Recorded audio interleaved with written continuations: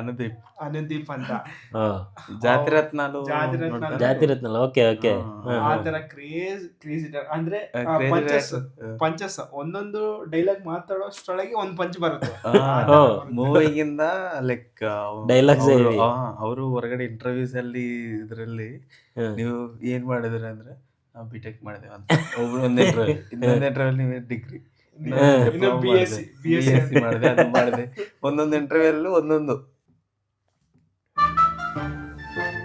Doctor మా అమ్మకి మీ అమ్మకు ఆపరేషన్ నాకు రాదు డాక్టర్. 10th లో నువ్వు ఫస్ట్ క్లాసా? 10th class. ఇట్లా 10th క్లాస్. ఇవన్నీ గలీజ్ అనిపిస్తారా? నాకు గలీజ్ అనిపిస్తే ఇట్లా ఓనర్కి 2 గంటలు